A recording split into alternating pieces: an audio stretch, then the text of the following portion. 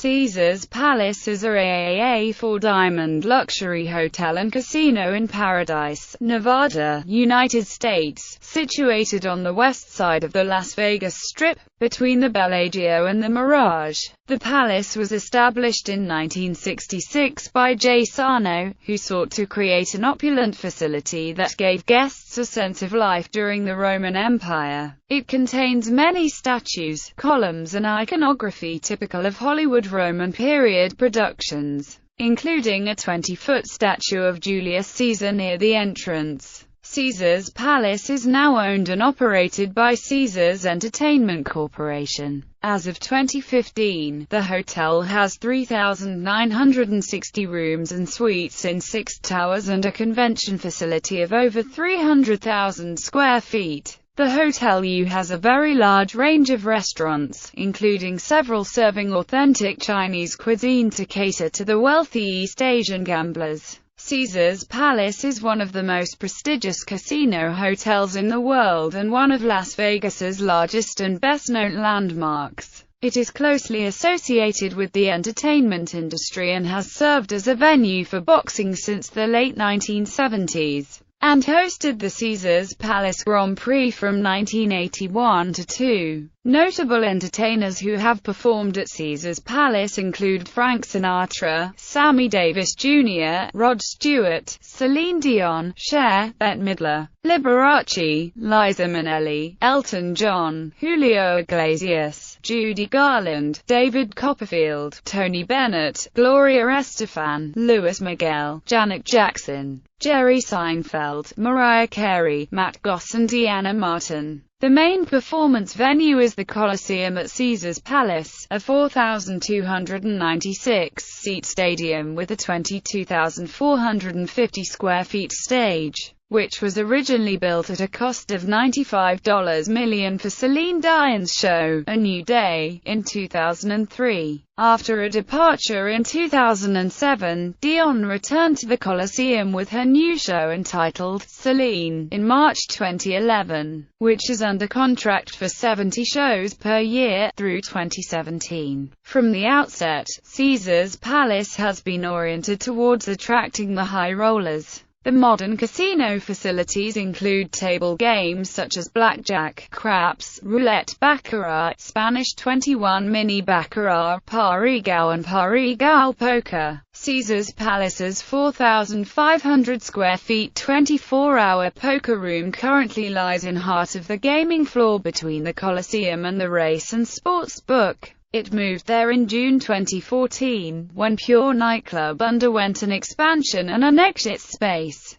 There are a large number of traditional reel-type slot machines, video reels machine, video poker games, video blackjack or keno, in which participants can play from $1 to $500. History. Early history. In 1962, Cabana Motel owner Jay Sarno applied for a $10.6 million loan from the Teamsters Central States Pension Fund. He began plans to build a hotel on land owned by Kirk Kerkorian. Sarno would later act as designer of the hotel he planned to construct. He wanted to emulate life under the Roman Empire, to literally come up with a palace in which everybody staying at the hotel would feel like a Caesar. Caesars Palace was instrumental in beginning a new era of lavish casinos from the late 1960s onward. Architectural writer Alan Hess stated, Caesars Palace needed only a sumptuous array of classical statuary and a host of marble white columns to establish its theme. The visitor's imagination, in league with well-placed publicity, filled in the opulence.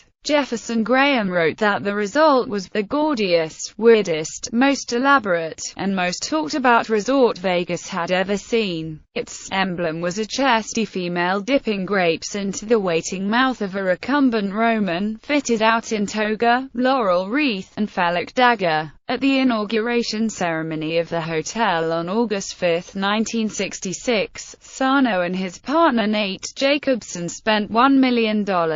With the largest order of Ukrainian caviar ever placed by a private organization, with 2 tons of filet mignon, 300 pounds of Maryland crab meat and 50,000 glasses of champagne. Cocktail waitresses in Greco-Roman wigs would greet guests and say, "Welcome to Caesar's Palace, I am your slave." Among the performers at the opening were Andy Williams and Phil Richards. According to author Ovid Demarest, Caesar's Palace was a mob-controlled casino from the day it opened its doors. By the time it opened, the significant publicity of the new hotel had generated $42 million in advanced bookings. On December 31, 1967, stunt performer Evel Knievel arrived at the hotel to watch a boxing match and convinced Sarno that he could jump over the distance of 140 feet over the fountains. ABC came in to film the jump, in which Knievel hit the top of the safety ramp after the jump and flew over his handlebars into the parking lot of neighboring dunes,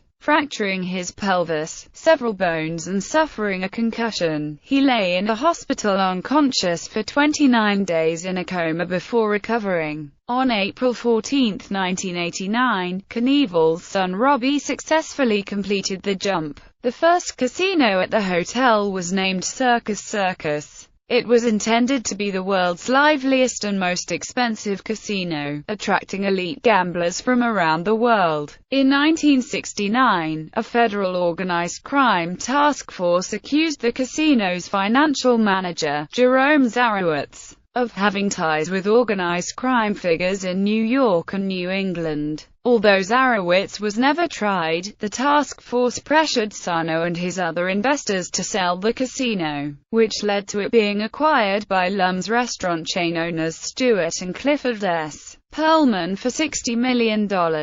The company soon shed its restaurant operations and changed its name to Caesars World. On July 15 of that year, executives lay ground on an expansion area of the hotel, and they buried a time capsule in the area. Frank Sinatra began performing at Caesars Palace in 1967, after a fallout with Howard Hughes and Carl Cohen at the Sands. He signed a 3-year contract. In the early morning hours of September 6, 1970, Sinatra was playing a high-stakes baccarat at the casino, where he was performing at the time. Normal limits for the game are $2,000 per hand. Sinatra had been playing for $8,000 and wanted the stakes to be raised to $16,000. When Sinatra began shouting after his request was denied, hotel executive Sanford Waterman came to talk with him. Witnesses to the incident said the two men both made threats, with Waterman producing a gun and pointing it at Sinatra. Sinatra walked out of the casino and returned to his Palm Springs home without fulfilling the rest of his 3-week engagement there. Waterman was booked on a charge of assault with a deadly weapon, but was released without bail. The local district attorney's office declined to file charges against Waterman for pulling the gun, stating that Sinatra had refused to make a statement regarding the incident.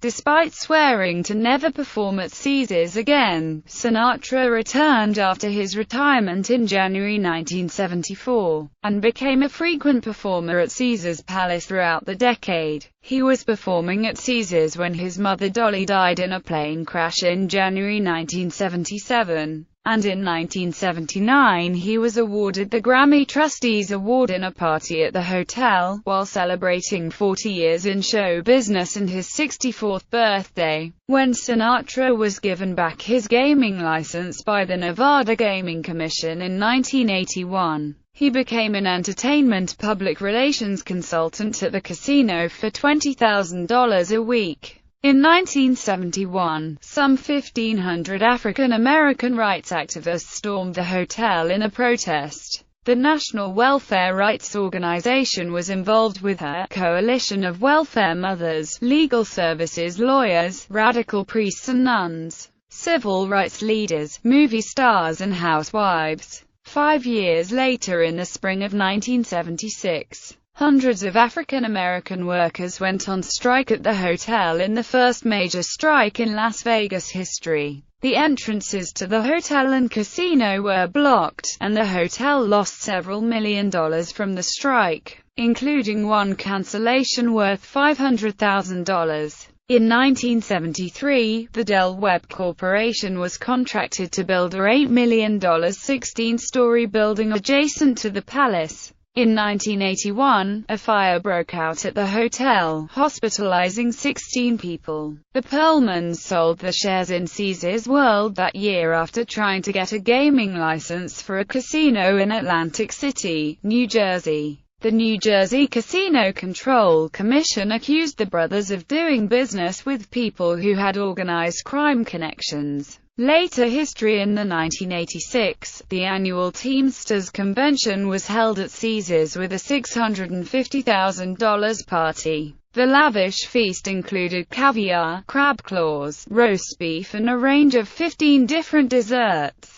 In 1991, Sheila King won a $250,000 jackpot in the casino at Caesars Palace on a $500 machine, and won $50,000 twice soon afterwards. Over 3 years she won $200 million on the machines but kept pumping the money back into the machines. Despite her luck, in 1994 her winnings fell to $500,000. And she spent much of her time over the next 4 years in the law courts claiming that the casino operators had tampered with her machines and deceived her to keep her winning. In the 1990s, the hotel's management sought to create more elaborate features to compete with the other modern Las Vegas developments. The Forum Shops at Caesars opened in 1992. It was one of the first venues in the city where shopping, particularly at high-end fashion house stores, was an attraction in itself. A new redevelopment opened on October 22, 2004. In June 2005, Harrah's Entertainment acquired Caesars Entertainment, Inc., and became the owner of Caesars Palace.